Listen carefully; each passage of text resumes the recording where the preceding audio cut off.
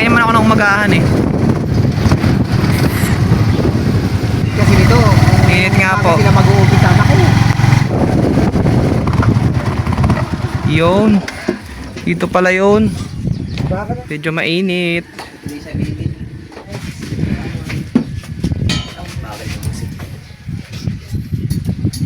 Init ah.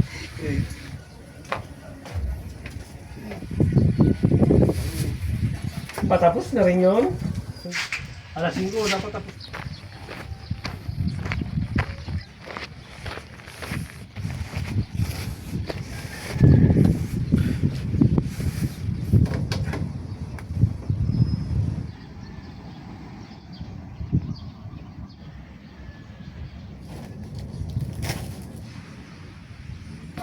Kaya? Kaya.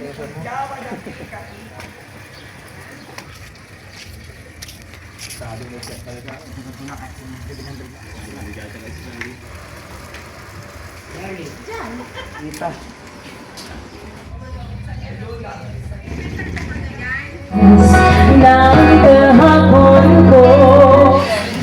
How will you describe? Maingay! This evening.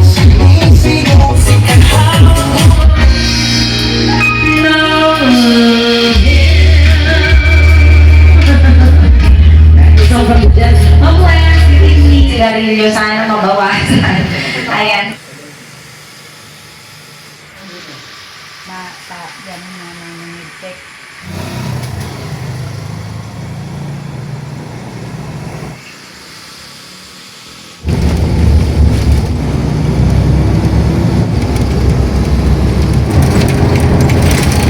Yes guys, nakarating na ako sa galing Santa Cruz. Doon ako nag-gig. Grabe nakapagod. Nasaba pa yung biyahe ko kaysa sa perform ko. Okay na ako. Doon yung aking motor sa labangan. Kasi doon ako sumakay kaninang umaga sa van. Kasi dahil bus kanina puno. Puro pa Manila kasi. Walang paabra. So, doon ako nagsakay. Cutting trip tayo. Punta ko na yung motor ko doon. Thank you so much guys sa panood ng vlog. Punta tayo kay Miss Hana guys. Pakatid tayo doon sa labangan. Kasi may motor siya. Alam ko dito si Miss Hana. Dito yung motor niya. Nakita ako. Ako sarap. Say hi. Ganda mo ngayon ah. Parang mamayat ka. Ha? Sino yan? Ganda mo ngayon. Parang titinda ka ng beauty products. Correct. Patinda ko. Na? Yung motor ko saan? Alabangan. Pagsara mo. Bakit? Saan ka Doon ako nagsara sa ano. Ay, doon ako ano kanina sakay. Puro kasi bus kanina. Ay, nag-ano ka? Galing ka ng ano? Santa Cruz, doon ako nag-gig. Ganda mo naman. Grabe ka. Basta benta mo. Kasi nga bus, kaya ka sa labangan. Hindi, ang ban. Dahil kanina. Ay, ban. Puno kanina umaga. Tingin urat mag-compute ng katahan. Naimbenta siguro yung Misana. Siguro si Misana nakating 30 mil na yung araw.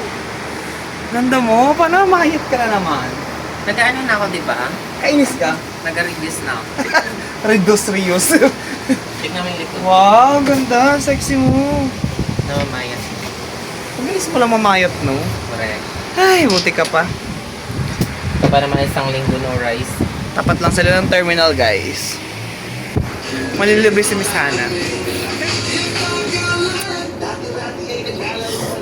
Ay, naka-on na yun? Naka-on na yun? Kauwi din. Super nakakapagod ang biyahe.